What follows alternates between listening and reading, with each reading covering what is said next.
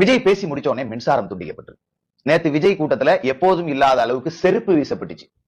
அந்த வீடியோ எல்லாம் நீங்க பாத்துருக்கலாம். அந்த கரும்பு பாவங்க பார்க்க முடியலங்க. அவ்வளவு மரண ஓலங்கள்ங்க. கரூரே சுடுகாடு ஆயிருங்க. மீடியாக்கள் எல்லாமே மொத்தமா மறைக்கிறானுங்க.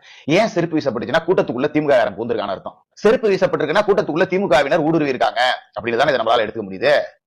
அதே மாதிரி விஜய் பேசி முடிச்ச உடனே மின்சாரம் துண்டிக்கப்பட்டது. மின்சாரம் துண்டிக்கப்பட்ட உடனே அங்க காவல்துறையினர் தடியடி நடத்திருக்காங்க. வீடியோ இருக்கு. ஏன் தடியடி நடத்த வேண்டிய தேவை என்ன? விஜய் பேசி முடிச்சுட்டார், அவன் கலைஞ்சு வீட்டுக்கு போறான்.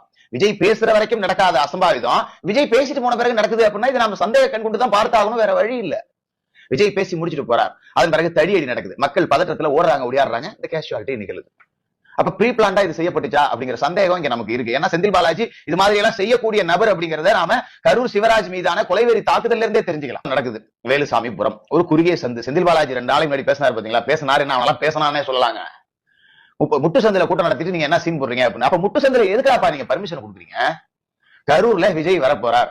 கரூர் காந்தி சிலை ரவுண்டானா, எவ்வளவு பெரிய ரவுண்டானா, 4 பக்கமும் நிக்கலாம்ல. அங்க அனுமதி கொடுத்துருக்க வேண்டியதானே? அனுமதி கேட்டாங்கல்ல. எதுக்கு ஒரு முட்டு சந்தில கொண்டு போய் அடைக்கிறீங்க? அப்ப திட்டம் போட்டு ஸ்கெட்ச் போட்டு அங்க கூட்ட நெரிசல்ல எல்லாரும் சாவணும்னு பிளான் பண்ணி செய்றீங்களா? அது என்ன எடப்பாடி பழனிசாமிக்கு வேலுசாமிபுரத்துல இடம் கொடுக்குறீங்க, காந்தி ரவுண்டானால கேட்டா கொடுக்கறது. அது என்ன ஸ்டாலினுக்கு மட்டும் காந்தி சிலை ரவுண்டானால பர்மிஷன்? இது அவங்க அப்பா வீட்டு சொத்து அப்படின்னா? தமிழ்நாடு ஸ்டாலின் அவங்க அப்பா வீட்டு சொத்து, முத்துவேல் கருணாநிதி சம்பாரிச்சு கொண்டு வந்து மக்களுக்கு எழுதி வச்ச சொத்து அப்படின்னு அவங்க சௌரியத்துக்கு கொடுக்குறீங்களா? விஜய் கூட்டம் அதிகமா கூடுதுன்னு தெரியுது இல்ல, பெண்கள் குழந்தைகள் வராங்கன்னு தெரியுது இல்ல, அதுக்கு நீங்க பெரிய இடத்துல ஒதுக்கீடு செஞ்சிருக்கணும்.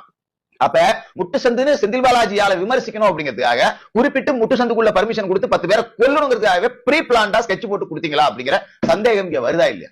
1000 பேரை நீங்க ப்ரீ பிளான்டா அசம்பிள் பண்ணி நசுக்கி கொலை செய்ய முயற்சி செய்றீங்க அப்படின்னு தானே இது எடுத்துக்க முடியுது. அப்படிதான் இதை பார்க்க முடியும், வேற வழி இல்ல. எப்படியாவது விஜயோட கூட்டத்துல ஒரு கேஷுவாலிட்டி ஆகாதா? விஜய்க்கு கூடுற கூட்டம் அதிகமா இருக்கு, இதை ஒரு மக்கள் கிட்ட விஜய் மேல ஒரு வெறுப்பை உண்டு பண்ணணும் அப்படிங்கிற ப்ரீ பிளானா தான் இதை நம்மளால பார்க்க முடியுது. அப்படி என்னங்க அரசியல் வெறி?